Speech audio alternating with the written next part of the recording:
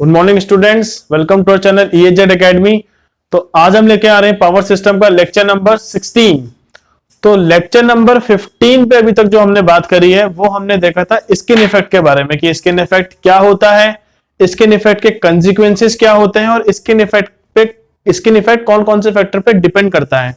तो ये सब चीजें हमने देखी थी अपने लेक्चर नंबर 15 पे। होप सो आपको समझ में आया होगा। आज हम लेके आए हैं लेक्चर नंबर 16 जिसपे हम बात करने जा रहे हैं फेरांटी इफेक्ट की। किसकी? फेरांटी इफेक्ट की। फेरांटी इफेक्ट क्या होता है इन अवर पावर सिस्टम। आप सबको ये बात पता होगी कि भाई फेरांटी इफेक्ट में क्या होता है कि हमारा VR बढ़ता है VS से, मतलब रिसीविंग एंड वोल्टेज बढ़ जाता है सेंडिंग एंड वोल्टेज से, तो उसको हम बोलते हैं फेरांटी इफेक्ट। ये कैसे आता है, ये कैसे निकला है, हमारे पूरे के पूरे जो हमने स्टडी करी है अभी तक उससे हम डिस्कस करने जा रहे हैं इस चीज को कि फेरांटी इफेक्ट एक्चुअली होता क्या है, उसका फिजिकल सिग्निफिकेंस क्या है फेरांटी इफेक्ट का। फेरांटी इफेक्ट को हम कैसे सही कर सकते हैं, क्या एक ऐसा एलिमेंट है जिसकी हेल्प से हम फेरांटी इफेक्ट को कम कर सकते हैं। और एक मैं आपको इसमें बताऊंगा कि फेरांटी इफेक्ट लेंथ पे डिपेंड करता है नहीं करता, लास्ट पे हम देखेंगे। तो ये सब चीजें इस लेक्चर पे शुरू होने वाली है। तो चलिए स्टार्ट करते हैं। फेरांटी इफेक्ट अगर आप देखोगे, जब हम बात करते हैं for a long transmission line and medium transmission line, जो आपका कैपेसिटेंस का जो इफेक्ट होता है उसको हम नेग्लेक्ट नहीं करते, उसको हम कंसीडरेशन पे लेके आते हैं। मगर शॉर्ट ट्रांसमिशन लाइन में आपका कैपेसिटेंस का जो इफेक्ट होता है उसको हम नेग्लेक्ट कर देते हैं। ठीक है, ये हमने अपनी प्रीवियस वीडियोस पे डिस्कस किया है। अब देखिएगा, मैं आपको एक चीज बताता हूं। इसको शुरू करने से पहले मैं हल्का से आपको एक छोटी सी चीज बता रहा हूं, concept of line charging current. एक हमारा चार्जिंग करंट होता है लाइन चार्जिंग करंट, उसके बारे में आपको कुछ बताता हूं। देखिए, आपको पता है हमारा जो पावर सिस्टम का नेटवर्क होता है वो डिस्ट्रीब्यूटेड होता है, और लॉन्ग ट्रांसमिशन लाइन वो पूरा डिस्ट्रीब्यूटेड नेटवर्क है। तो हम लेके चल रहे हैं कुछ इस तरीके से। मान लीजिए मेरा लॉन्ग ट्रांसमिशन लाइन है, कुछ इस तरीके से मैंने माना। ठीक है, यहाँ पे आपका रेजिस्टेंस होगा, इंडक्टेंस होगा, C होगा, G होगा, बट मैं आपको समझाने के लिए कुछ बता रहा हूं। हम लाइन चार्जिंग करंट के बारे में डिस्कस कर रहे हैं क्योंकि उसकी हेल्प होने वाली है अभी इसको जस्टिफाई करने के लिए, और आपको इसका भी नॉलेज हो जाएगा लाइन चार्जिंग करंट का। तो देखिए, ये हमारा कोई डिस्ट्रीब्यूटेड नेटवर्क है, right, for a long transmission line. आपको पता है कि कैपेसिटेंस जो होगा वो हर एक पॉइंट पे होगा। कैपेसिटेंस जो होगा आपका एंटायर लेंथ पे होगा for a long transmission line, होगा पूरा कैपेसिटेंस होगा आपके पास। अगर आप इस पूरे कैपेसिटेंस को लम्प्ड मान लो, ठीक है, मीडियम ट्रांसमिशन लाइन के लिए आप इसको लम्प्ड मान लीजिए कुछ इस तरीके से। देखिए, मैं इसको पूरे कंसीडरेशन यहां पे लेके आ गया, इन सारे कैपेसिटेंस को मैं इस तरीके से लेके आ गया। यहां पे मैंने यहां पे इसको लम्प्ड मान लिया, ठीक है, कैपेसिटेंस C। यहां से मैं क्या दूंगा, यहां से मैंने इनपुट वोल्टेज प्रोवाइड करी VS, यहां से मैंने इनपुट वोल्टेज प्रोवाइड कराई VS, राइट। ये आपका क्या है, ये हमारा नो लोड कंडीशन पे है अभी, ये अभी हमारा नो लोड कंडीशन पे है। देखिएगा, ये कैपेसिटर जो आपके पास यहां पे कनेक्टेड है, ये कैपेसिटर जो यहां पे कनेक्टेड है, ये आपका सोर्स है VS।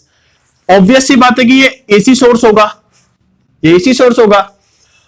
यहां पे कोई लोड कनेक्टेड नहीं है, मगर क्या है कि इस कैपेसिटर पे यहां से करंट फ्लो होनी स्टार्ट हो जाएगी।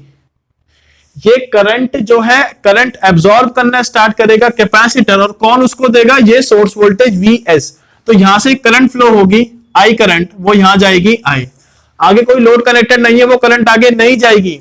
तो इसका मतलब क्या है, इस करंट को हम बोलते हैं लाइन चार्जिंग करंट। मतलब अंडर नो लोड कंडीशन, जब हमारा लोड नहीं है तो इस कैपेसिटर ने कुछ करंट को एब्जॉर्ब किया, ठीक है, और वो किस पे डिपेंड कर रहा है, इस VS पे। अब देखिएगा, आपको पता होगा कि कैपेसिटर एक कैसा है, एक लीडिंग एलिमेंट है, लैगिंग एलिमेंट है। बिल्कुल सही, कैपेसिटर जो है वो लीडिंग एलिमेंट होता है। मतलब, अच्छा एक और बात आप हमेशा ध्यान रखिएगा, always lagging and leading is decided by the current phasor, right.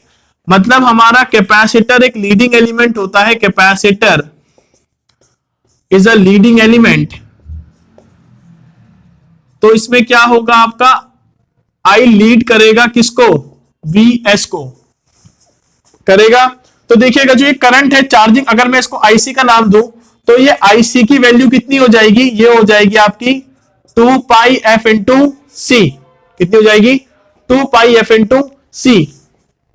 इसका मतलब जो आपकी चार्जिंग करंट है वो किस पे डिपेंड कर रही है, एक तो फ्रीक्वेंसी पे डिपेंड कर रही। अगर मेरी फ्रीक्वेंसी बढ़ेगी, लाइन की फ्रीक्वेंसी अगर बढ़ेगी तो चार्जिंग करंट बढ़ेगा, और अगर कैपेसिटेंस की वैल्यू बढ़ गई तो आपका चार्जिंग करंट बढ़ गया। ठीक है, और हमेशा ध्यान रखिएगा कि ये कैसा होगा, ये लीडिंग होगा। ठीक है, ये करंट लीड करेगी इस वोल्टेज वी एस को। ठीक है, तो दूसरी बात, जब हमने शॉर्ट ट्रांसमिशन लाइन की बात करी थी तो उस पर हमने इसको कंसीडर नहीं किया था। ठीक है, तो वहां पे हमारा लाइन चार्जिंग करंट नहीं होगा, जहां पे कैपेसिटर नहीं होगा वहां पे लाइन चार्जिंग करंट नहीं होगा। मगर medium and long transmission line में हम कैपेसिटेंस को इग्नोर नहीं कर सकते, तो अंडर नो लोड कंडीशन पे भी आपका चार्जिंग करंट होगा। लाइन पे जो करंट होगा वो चार्जिंग करंट की वजह से होगा ही होगा। ठीक है, ये बात ध्यान रखिएगा। तो ये होता है आपका लाइन चार्जिंग करंट का इस तरीके, थोड़ा सा बेसिक है। अब देखिए, अब मैं आपको बताता हूं कि फेरांटी इफेक्ट क्या है। देखिएगा, मैंने अभी आपको लाइन चार्जिंग करंट बताया, concept of line charging current. अब देखिएगा फेरांटी इफेक्ट में क्या होता है, आपका जो आपका कैपेसिटेंस होता है ना ट्रांसमिशन लाइन का, जो आपका कैपेसिटेंस है वो मोर डोमिनेटिंग हो जाता है। ठीक है, capacitance effect is more dominating as compare to inductance of the line. तो जिसकी वजह से क्या होता है, आपका लैगिंग वॉर्स जो होता है हमारा लाइन पे, जो लैगिंग वॉर होता है वो ज्यादा हो जाता है। Lagging VARs generated is large as compare to lagging VAR requirement in the line, जिसकी वजह से आपका रिसीविंग एंड वोल्टेज बढ़ जाता है सेंडिंग एंड से। उसी को हम कहते हैं क्या, फेरांटी इफेक्ट। ये कैसे होता है मैं आपको दिखाता हूं यहाँ पे। अब देखिए, हमने पाई मॉडल अपना बनाया था अपनी प्रीवियस वीडियो पे, मैंने आपको पाई मॉडल के बारे में डिस्कशन किया था, इस तरीके से बताया था मैंने आपको।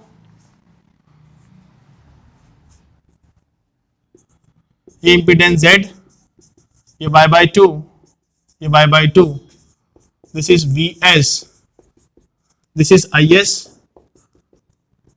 This is VR, this is IR। ये हमने y/2 क्यों लिया था, जो हमारा कैपेसिटेंस था ट्रांसमिशन लाइन का उसका हमने हाफ इफेक्ट कंसीडर किया था रिसीविंग एंड साइड में, और उसी कैपेसिटेंस का हाफ इफेक्ट हमने कंसीडर किया था सेंडिंग एंड साइड में। ये मैंने आपको प्रीवियस वीडियो पे अच्छे से डिस्कस किया है। अच्छा देखिएगा, अगर हम यहाँ पे कुछ डिस्कस करें तो यहाँ पे कुछ करंट होगा I1, इसको मैं करंट लेता हूं I2, राइट। देखिए, अगर आप इसके अक्रॉस वोल्टेज बोलोगे तो इसके अक्रॉस वोल्टेज कितना है, VS है, और इसके अक्रॉस जो आपका वोल्टेज है वो VR है, राइट। यहां पे कोई करंट होगा, मान लीजिए I' बोल सकते हैं हम, यहां पे कोई करंट होगा I', वो हमने एज्यूम कर लिया इस तरीके से, ये बोल सकते हो।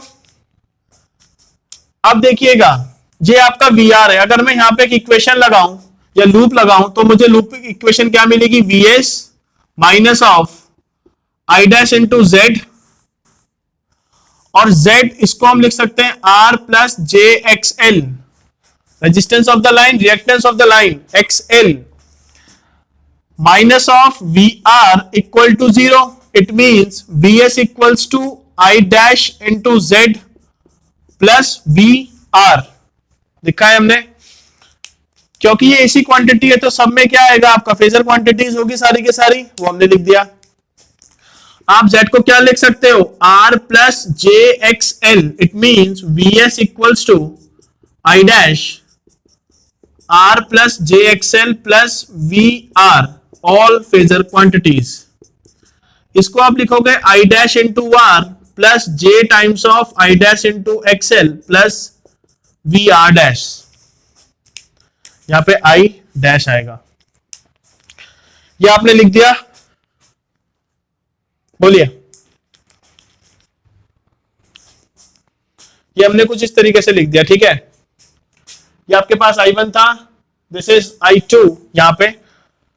तो हमने एक इक्वेशन लिखी, हमने I' इस करंट को माना है, ठीक है। तो ये हमारे पास एक इक्वेशन है, और मैं इस इक्वेशन को यहां पे लिख देता हूं, VS' equals to I' R plus J times I' XL plus VR, all are phasor quantities. अब हम इसका फेजर ड्रॉ करके देखते हैं कि इस इक्वेशन से फेजर क्या आएगा। मैंने आपको सिखाया था ये कैसे बनाएंगे फेजर। देखिए सबसे पहले हम ले लेते हैं रेफरेंस। रेफरेंस हमने एज्यूम कर लिया, बल्कि मैं उसको नीचे बना देता हूं। हम यहां पे जो रेफरेंस लेके चल रहे हैं वो हमने क्या लिया है, रेफरेंस VR एंगल 0। हमने रिसीविंग एंड की जो हमारी वोल्टेज है उसको मैंने रेफरेंस ले लिया, ठीक है, रेफरेंस लिया हमने VR। अब देखिएगा अगर ये मेरा VR है तो यहां पे जो ये करंट फ्लो हो रहा है, जो ये करंट है ये I2 है, क्योंकि हमारा फेरांटी इफेक्ट जो होता है वो कैसा होता है, वो नो लोड कंडीशन पे होता है। इस बात को ध्यान रखिएगा, फेरांटी इफेक्ट जो होता है अंडर नो लोड और lightly loaded condition, Ferranti effect जब भी आपका होगा तो उसकी दो कंडीशन होगी, या तो नो लोड होगा आपका सिस्टम या फिर लाइटली लोडेड होगा। तो जब हम नो लोड की बात करेंगे तो इसका मतलब यहां पे तो कोई करंट फ्लो होगा ही नहीं। कोई भी करंट फ्लो होगा क्या, यहां पे कोई भी करंट फ्लो नहीं होगा। और अगर यहां पे कोई करंट फ्लो नहीं हो रहा है तो जो ये I2 करंट है ये कौन सा किसके बराबर होगा, I1 के। ये जो करंट I1 यहां से आ रहा है, ये जो करंट हमने I डैश जो करंट यहां से आ रहा है वो जब आगे ही नहीं जाएगा, वहां पे लोड ही नहीं है, तो सारा का सारा करंट इधर ही तो आएगा। तो हम I डैश को I2 के बराबर भी तो कह सकते हैं। तो हम ये कह सकते हैं कि भाई I डैश जो है वो I2 के बराबर है। क्यों? बिकॉज नो लोड, क्योंकि नो लोड कंडीशन है, वो नो लोड कंडीशन पे ही तो फेरांटी इफेक्ट होगा।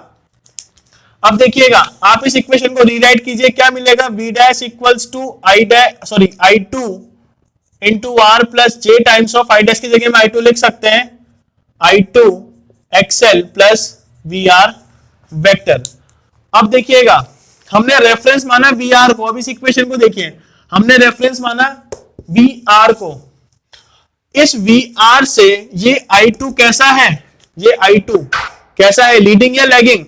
भाई ये कैपेसिटर है ना, तो कैपेसिटर को तो काम ही यही होता है कि वो करंट को लीड करवाएगा वोल्टेज से बाय एन एंगल 90 डिग्री, क्योंकि ये प्योरली कैपेसिटिव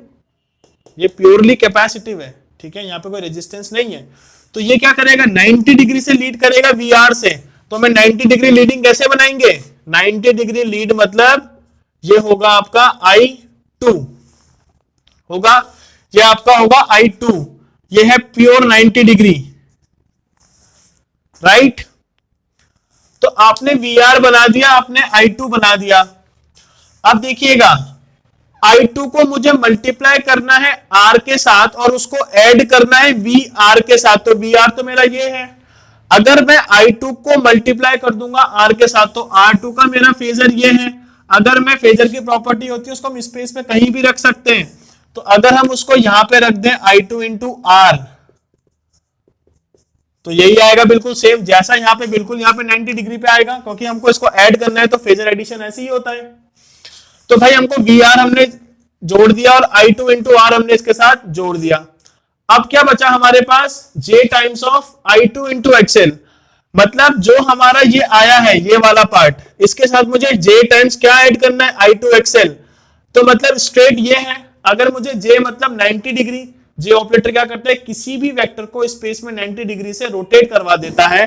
तो आपके पास ये है, तो 90 डिग्री से कैसे रोटेट कराएगा, आप यहां पे इस तरीके से 90 डिग्री बिल्कुल ये होगा, तो इसका मतलब ये इसको इस तरीके से बिल्कुल स्ट्रेट ये हो जाएगा J टाइम्स ऑफ, मैं उसको स्ट्रेट बना देता हूं, ये हो जाएगा बिल्कुल स्ट्रेट इस तरीके से। देखिए I2 इंटू XL ये प्योर 90 डिग्री होगा, क्योंकि ये J ऑपरेटर है यहां पे, राइट। जब हमने इस VR के साथ I2R को जोड़ा और उसके साथ I2 XL को जोड़ा J टाइम्स, तो हमें क्या मिला, VS। तो आपको क्या मिला, VS। आप इस फेजर का मैग्नीट्यूड देखिए, VR वाले फेजर का जो मैग्नीट्यूड है वो ज्यादा है किससे, VS से। देखिए ये इतना है, ये इतना है, समझ रहे हो। तो यहां से भी हमको ये दिख गया कि VR is greater than VS। V R जो है वो वी एस से बड़ा है। किस कंडीशन के लिए? नो लोड और लाइटली लोडेड कंडीशन। समझ रहे हो? अगर आप इसको नो लोड ना मानते तो यहां पे कोई करंट फ्लो होता, और अगर यहां पे कोई करंट फ्लो होता तो आप इस करंट को ये बना ही नहीं सकते थे। ठीक है, तो इस बात को ध्यान रखिएगा कि फेरांटी इफेक्ट जो होता है आपका नो लोड कंडीशन या फिर लाइटली लोडेड कंडीशन पे होता है, और उस कंडीशन पे आपका जो वी आर होता है वो बढ़ जाता है वी एस से।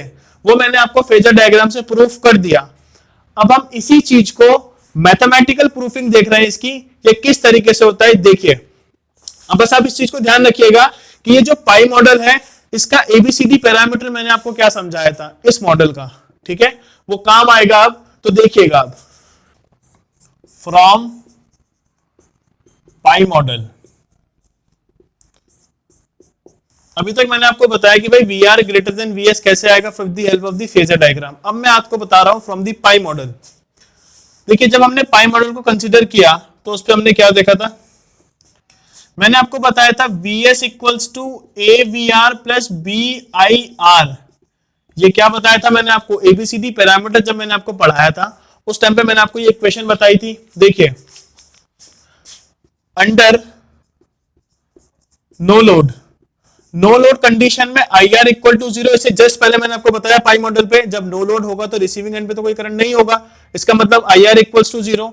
और अगर आप आई आर को जीरो पुट करोगे तो आपके पास इक्वेशन क्या आएगी? V S equals to I R zero हो गया, क्या हो जाएगा? ए वी आर होगा। और ये बात ध्यान रखिएगा, जो मैंने आपको ए बताया था, जो पाई मॉडल का आपका एबीसीडी पैरामीटर में जो ए था वो क्या था? 1 plus Z Y by 2, 1 plus Z Y by 2।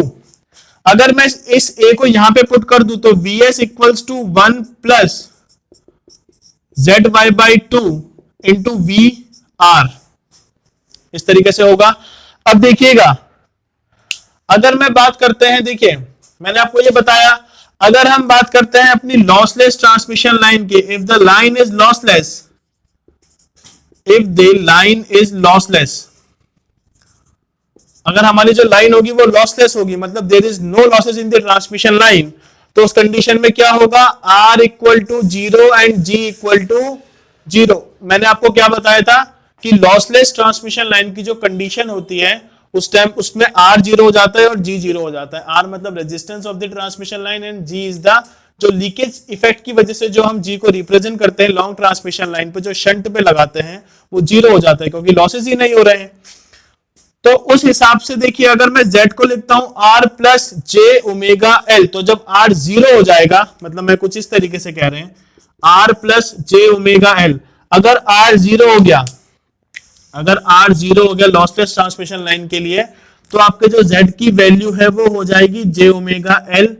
Similarly जो आपका Y है जब जीरो हो जाएगा, G प्लस जे BC लिखते हैं, तो इसका मतलब यहां पे भी आ जाएगा J omega C for a lossless transmission line. अगर मैं इन दोनों चीजों को इस इक्वेशन में पुट करता हूं, फर्स्ट पे put in equation first, put in equation first, अगर हम इक्वेशन फर्स्ट पे पुट करते हैं तो आपको क्या मिलेगा? देखिए, V S equals to 1 plus Z की जगह पुट कीजिए J omega L into Y की जगह पुट करेंगे अगर हम J omega C divided by 2 into V R, तो क्या मिलेगा हमको? V S equal to 1 minus J into J, 1 plus J into J, J square मतलब -1, तो यहां कितना आ जाएगा? Minus omega square L into C divided by 2 into V are. हम इस वी आर के अंदर मल्टीप्लाई कर रहे हैं तो हमको मिलेगा V S equals to V R minus omega square L C upon 2 into V R, ये होगा। अब देखिएगा, अगर हम लिखते हैं V S minus V R equal to minus omega square L into C into V R divided by 2, लिख सकते हो आप। तो यहां से हमको एक चीज दिख रही है कि V S minus V R equals to, और हम ये कह सकते हैं ये आपका पूरा का पूरा फैक्टर जो है नेगेटिव है। आप इसमें कुछ भी वैल्यू रखिए नेगेटिव आएगा, और नेगेटिव है मतलब क्या है? Less than zero. और अगर लेस देन 0 है तो इसका मतलब ये पूरा फैक्टर जो होगा 0 से छोटा होगा, तभी तो नेगेटिव होगा। तो इसको हम क्या लिख सकते हैं कि Vs जो है वो लेस देन है VR से। तो हमको ये दिख गया, जहां से भी हमको ये प्रूफ हो गया कि रिसीविंग एंड वोल्टेज बड़ा है सेंडिंग एंड वोल्टेज से in case of Ferranti effect और in case of no load condition आपका जो VR है वो बढ़ जाता है Vs से। उसी को हम बोलते हैं क्या? Ferranti effect. अच्छा देखिए, यहां से मैं आपको एक और चीज बताता हूं, जो ये चीज हमने लिखी है इसको ध्यान दीजिएगा। बस देखिए, मैं आपको एक चीज बताता हूं। आपने लिखा है Vs minus VR equals to minus omega square L into C into VR divided by 2, ये हमने लिखा है। अच्छा देखिए, अगर मैं यहां से माइनस को कॉमन लेता हूं, ये हमने एक और चीज प्रूफ कर दी फेरांटी इफेक्ट की, इस मैथमेटिकल तरीके से हमने इसको प्रूफ कर दिया। मैं आपको एक नई चीज बता रहा हूं यहाँ पे। अगर हम यहाँ से नेगेटिव कॉमन ले लेंगे तो मैंने लिख दिया VR माइनस VS, माइनस की मल्टीप्लाई कर लो इधर पे भी कर लो, ये हो जाएगा ओमेगा स्क्वायर LC अपॉन 2। लिख सकते हैं हम ऐसा? लिख सकते हो? इसको बिल्कुल ऐसा लिख सकते हो आप। फिर आप ऐसे भी तो लिख सकते हो कि VR equal to VS plus omega square LC into VR upon 2। यहां से भी आपको क्या प्रूफ हो जाएगा, आपको बहुत सारे मे भी आपको बुक्स में इस तरीके से लिखा है, मगर ये भी कोई गलत नहीं है, ठीक है। मैं आपको उस तरीके से लेके जा रहा हूं, वो भी कोई दिक्कत नहीं है। देखिए VR आपने इस तरीके से लिखा है, ये मैं आपको बता रहा था, ठीक है। देखो यहां से आपको दिख रहा होगा VS की वैल्यू कुछ भी हो, VS की वैल्यू कुछ भी हो, VS मेरा ऐड हो रहा है इस VR के साथ, कुछ फैक्टर के साथ हमारा एडिशन हो रहा है। तो यहां से ही मेरे को दिख गया कि VR बड़ा है VS से। यहां से भी तो आपको ये दिख गया कि VR बड़ा है VS से, तो मतलब रिसीविंग एंड वोल्टेज बढ़ गई मेरी सेंडिंग एंड वोल्टेज से। तो ये भी फेरांटी इफेक्ट ही है। किसी तरीके से जाइए, ठीक है, आंसर आपको सेम मिलेगा। अब देखिए, मैं आपको एक इंपॉर्टेंट चीज बता रहा हूं। इंपॉर्टेंट क्या है? देखो, ये जो हमने L और C लिखा है, पूरे इस कैलकुलेशन में जो हम LC लिख रहे हैं, हमने पाई मॉडल को क्या माना था? लम्प्ड पैरामीटर माना था, हमने डिस्ट्रीब्यूटेड नहीं माना था। पैरामीटर हमने लम्प्ड मान के चले थे। इसका मतलब जो हमारा L था और जो C है, ये क्या है आपका? L इज, इस तरीके से लिख लेते हैं हम, L क्या है आपका? Inductance per unit length, per unit length आपका इंडक्टेंस है, ठीक है। जो आपका कैपेसिटेंस है C क्या है? Capacitance per unit length. Capacitance है आपका C जो है, कैपेसिटेंस पर यूनिट लेंथ है। अगर आप उसको लेंथ L से मल्टीप्लाई कर दोगे तो एंटायर लेंथ का इंडक्टेंस निकल जाएगा और एंटायर लेंथ का ही आपका कैपेसिटेंस निकल जाएगा। तो अगर मैं इस इक्वेशन पे ये पुट कर दूं VR minus VS equals to, या फिर आप इस तरीके से बोलो कि VR इक्वल्स टू, यहां देखिएगा, VS plus omega square into L की जगह मैंने पुट कर दिया L इंटू, ये मैंने लेंथ मल्टीप्लाई कर दी L और कैपिटल L मैंने बोल दिया। ये मेरा पूरा डिस्ट्रीब्यूटेड इफेक्ट आ गया। पूरे एंटायर लेंथ के लिए मैंने इंडक्टेंस की वैल्यू कैलकुलेट कर दी L से मल्टीप्लाई करके। सिमिलरली मैं C के साथ करूंगा L into C into VR by 2, तो ये मिलेगा VR equals to VS plus omega square L into L is L square into LC into VR divided by 2। इसका मतलब क्या है? ये लेंथ L लिखा है मैंने, लेंथ L। इसका मतलब आपका जो रिसीविंग एंड वोल्टेज है वो किस पे डिपेंड कर रही है? लेंथ के स्क्वायर के। तो ये बात ध्यान रखिएगा कि जो रिसीविंग एंड वोल्टेज है वो लेंथ के स्क्वायर के प्रोपोर्शनल होती है। रिसीविंग एंड वोल्टेज लेंथ के स्क्वायर के प्रोपोर्शनल होती है। तो हम ये भी कह सकते हैं कि फेरांटी इफेक्ट जो होता है वो length of the transmission line पे डिपेंड करता है, क्योंकि रिसीविंग एंड वोल्टेज हमारी लेंथ पे डिपेंड कर रही है। ये ऑब्जेक्टिव में क्वेश्चन पूछा जा सकता है कि भाई लेंथ जो है वो 2 किलोमीटर है, या फिर मान लीजिए डबल हो गई, तो आपका फेरांटी इफेक्ट में क्या फर्क पड़ेगा? 4 टाइम्स होगा, 8 टाइम्स होगा या 2 टाइम्स होगा। तो इस तरीके से क्वेश्चन बनने के चांसेस है। तो ये ध्यान रखिएगा, रिसीविंग एंड वोल्टेज प्रोपोर्शनल होती है L स्क्वायर के। यहां पे हमने L क्यों नहीं लिखा, यहां पे L स्क्वायर क्यों नहीं लिखा? क्योंकि ये जो L और C था ये आपका inductance and capacitance per unit length है, ठीक है। जब आप एंटायर लेंथ से मल्टीप्लाई करेंगे तो आप क्या लिखोगे? L इंटू सी इंटू इसका भी L लिखोगे इंडक्टेंस का और C का भी लिखोगे तो तभी तो L स्क्वायर आएगा। तो V R is proportional to L square, ये मैंने आपको बता दिया। तो ये इंपॉर्टेंट बन जाते हैं, ध्यान रखिएगा इस टॉपिक पे, ये कभी भी क्वेश्चन पूछा जा सकता है। आजकल एडवांस टॉपिक थोड़ा ज्यादा पूछे जा रहे हैं, ठीक है, कोई लेवल ऑफ क्वेश्चन थोड़ा सा इंक्रीज हो रखा है, तो ध्यान रखिएगा।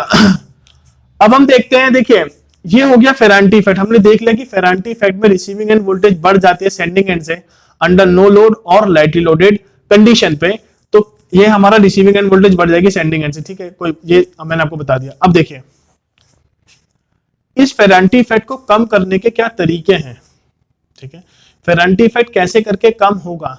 एक बात ध्यान रखिएगा, फेरांटी इफेक्ट किसकी वजह से आया, अंडर नो लोड तो ठीक है, कैपेसिटिव इफेक्ट ज्यादा डोमिनेट हो जाता है हमारी ट्रांसमिशन लाइन में इंडक्टिव इफेक्ट से, तो वहां पे लैगिंग वॉर जो होती है हमारी ट्रांसमिशन लाइन में, रिसीविंग एंड साइड में जो आपका लैगिंग वॉर है वो ज्यादा हो जाती है as compare to leading VARs, ठीक है, मतलब लैगिंग वॉर सबसे ज्यादा हो जाएगी क्योंकि लोड को चाहिए नहीं, क्योंकि लोड हमारा कुछ ऑब्जर्व नहीं कर रहा है। लाइन का इंडक्टिव इफेक्ट कम है एज कंपेयर टू जो कैपेसिटिव इफेक्ट है, तो लाइन में आपका लैगिंग वॉर रिक्वायरमेंट ज्यादा हो गई, जिसकी वजह से रिसीविंग एंड की वोल्टेज बढ़ गई सेंडिंग एंड से, ठीक है। तो ये क्या होगा, अब देखिए इसको हमको कुछ सही करना है, तो inductor always absorb the lagging Wars, ठीक है, and capacitor always delivers the lagging Wars. तो कैपेसिटिव इफेक्ट होने की वजह से आपका लैगिंग वॉर से ज्यादा हुआ, तो हम क्या लगाएंगे शंट पे, हम रिसीविंग एंड साइड पे क्या लगाएंगे, क्योंकि हमारा लैगिंग वॉर ज्यादा हो रखा है ना सिस्टम पे, तो रिसीविंग एंड साइड पे, तो हम रिसीविंग एंड साइड पे क्या लगाएंगे, एक शंट रिएक्टर लगा देंगे जो वो एक्सेसिव लैगिंग वॉर को एब्जॉर्ब कर ले। इंडक्टर की प्रॉपर्टी होती है कि वो एब्जॉर्ब करता है लैगिंग वॉर को, तो एक्सेस जितना भी हुआ है वो उसको एब्जॉर्ब कर लेगा, तो रिसीविंग एंड वोल्टेज बढ़ेगा नहीं, अब मॉडरेट हो जाएगा जब हम क्या लगाएंगे, शंट रिएक्टर लगाएंगे रिसीविंग एंड साइड पे। तो बहुत बार आपके ऑब्जेक्टिव में क्वेश्चन पूछा जाता है कि फेरांटी इफेक्ट को रिड्यूस करने के लिए आप क्या करोगे, तो हम क्या करेंगे, शंट में एक रिएक्टर लगाएंगे रिसीविंग एंड साइड पे, ठीक है, और उसकी वैल्यू क्या होती है वो मैं आपको बता रहा हूं। चलिए देखिए, कंपेंसेशन ऑफ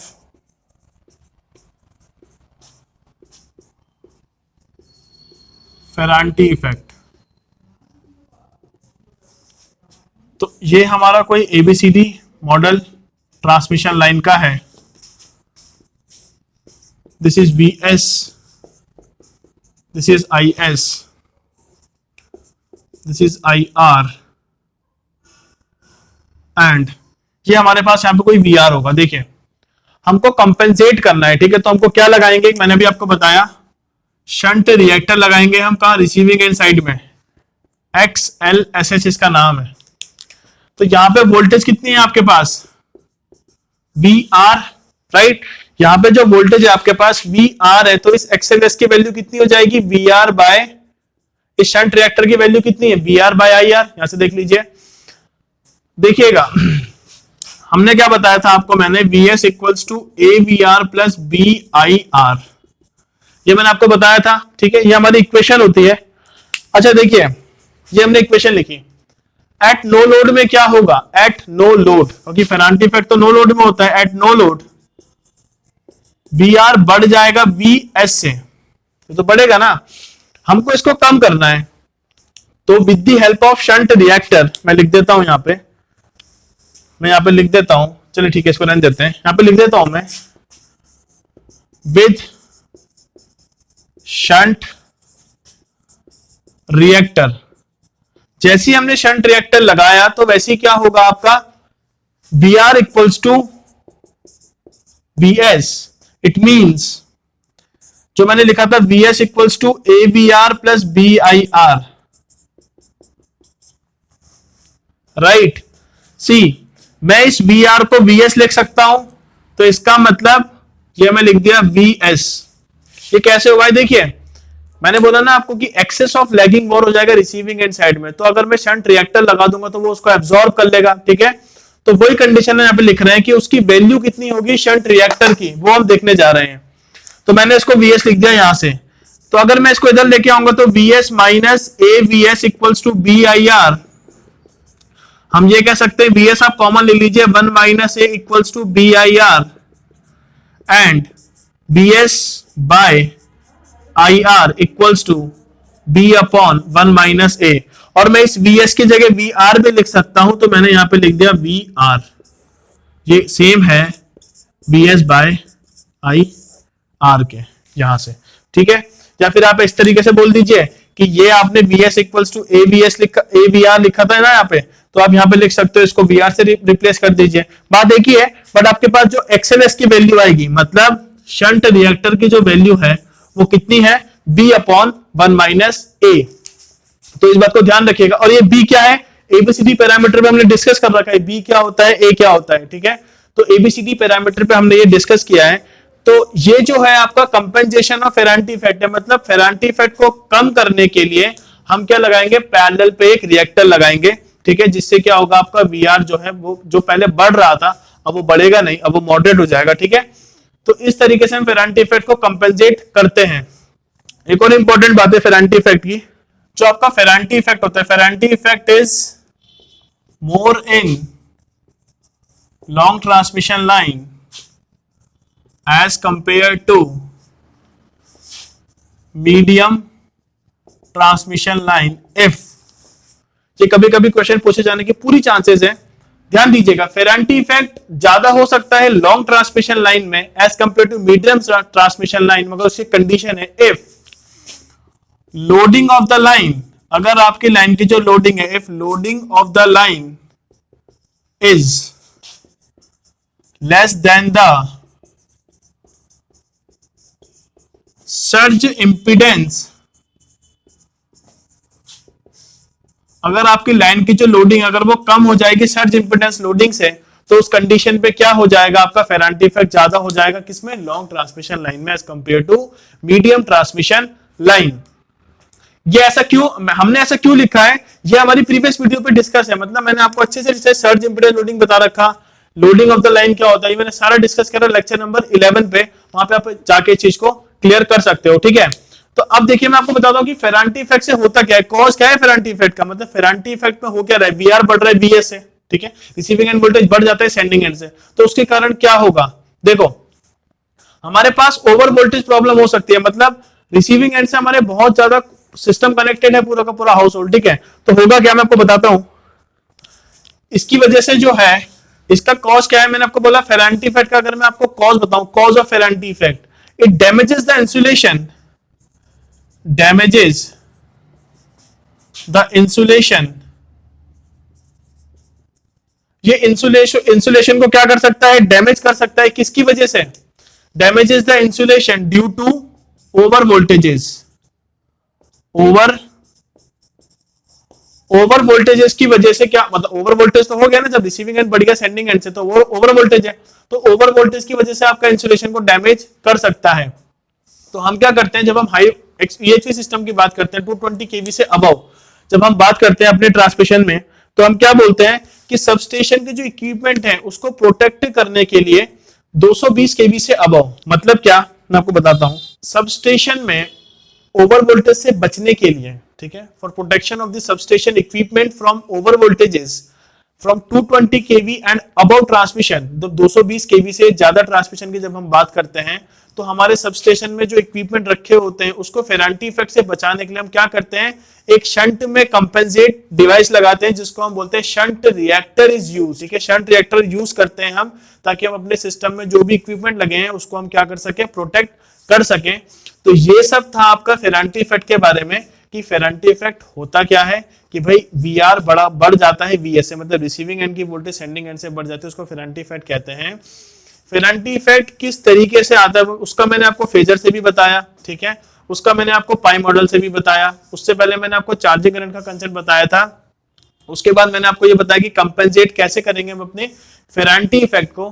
फिर मैंने आपको एक चीज बताई थी उस पहले कि भाई VR जो होगा, मतलब रिसीविंग एंड में जो वोल्टेज है वो क्या है, आपका प्रोपोर्शनल है लेंथ के स्क्वायर के, जो आपका VR होता है वो लेंथ स्क्वायर पे प्रोपोर्शनल होता है, मैंने आपको बता दिया यहाँ से, ठीक है, ये भी एक इंपॉर्टेंट क्वेश्चन बनने के पूरे चांसेस हैं। और उसके अलावा मैंने आपको ये सारी चीजें डिस्कस की हैं। अब मैं एक चीज बता रहा हूं आपको कि VR जो होता है फॉर अ लेंथ, मतलब मान लीजिए कि जो आपके ट्रांसमिशन की लाइन की जो लेंथ है, for a length 300 kilometre, length आपकी 300 किलोमीटर है, जो आपके रिसीविंग एंड की जो वोल्टेज है जो बढ़ेगी वो बढ़ेगी 5% ऑफ VS है, 5% ऑफ VS ऐसा नहीं कि आपका मान लीजिए सेंडिंग एंड वोल्टेज आपकी 100 केवी है, तो आपका जो फेरांटी इफेक्ट की वजह से रिसीविंग एंड में आपकी वोल्टेज 10,000 केवी आ जाएगी 100%। इस तरीके से कुछ नहीं होता, मगर ये कुछ रिजल्ट है आपका। फॉर अ लेंथ 300 किलोमीटर, मैं 300 किलोमीटर मेंशन कर दिया लेंथ, ठीक है। जो आपका वी आर होगा वो 5% हो जाता है वी एस के, जो बढ़ेगी वो 5% ऑफ वी एस से बढ़ेगी, ठीक है। तो 5% ज्यादा नहीं 300 किलोमीटर के लिए। तो ये जो स्टैंडर्ड रिजल्ट्स होते हैं, कुछ एक्सपेरिमेंट परफॉर्म होते हैं लेबोरेटरीज में, उनको कुछ रिसर्च होती है चीजों को लेकर, तो उसके हिसाब से कुछ एक जनरलाइज डिसीजन लिए जाते हैं, जनरलाइज कंसेप्ट दिए जाते हैं, तो उसके हिसाब से ये जस्टिफाइड है, ठीक है। अब मैं आपको एक चीज बता रहा हूं, हमने फेरांटी इफेक्ट का सब कुछ देख लिया, बस एक इंपॉर्टेंट चीज है वो मैं आपको डिस्कस कर रहा हूं कि हमारा percentage rise in the receiving end voltage वो कितना होगा। देखिए परसेंटेज राइज,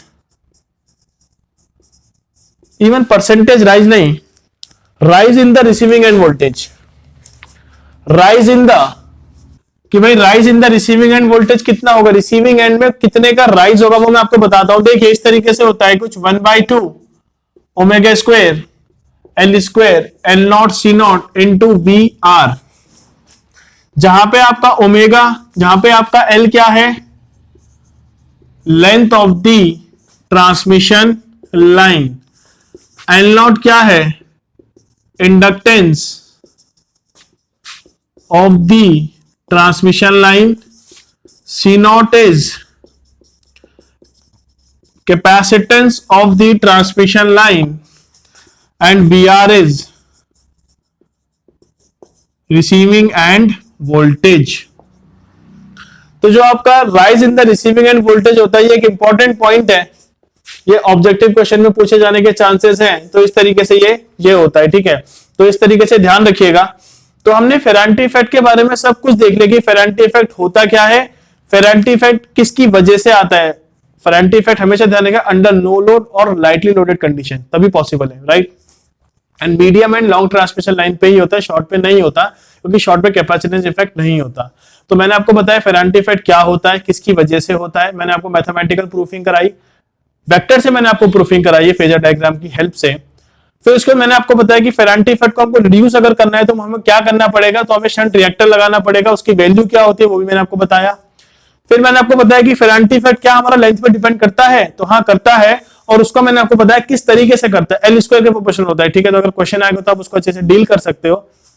उसके बाद मैंने आपको बताया राइजिंग रिसीविंग एंड वोल्टेज क्या होता है, कुछ इस तरीके से। तो ये फेरांटी इफेक्ट का मैंने पूरा आपको डिस्कस कर दिया कि फेरांटी इफेक्ट किस तरीके से होता है, क्या होता है, ये सफिशिएंट है आपके लिए। तो इसको अच्छे से देखिएगा, जो चीज समझ में नहीं आई आप बता दीजिए कमेंट में, हम चाहेंगे कि आपको वो क्लियर हो जाए। So thank you so much.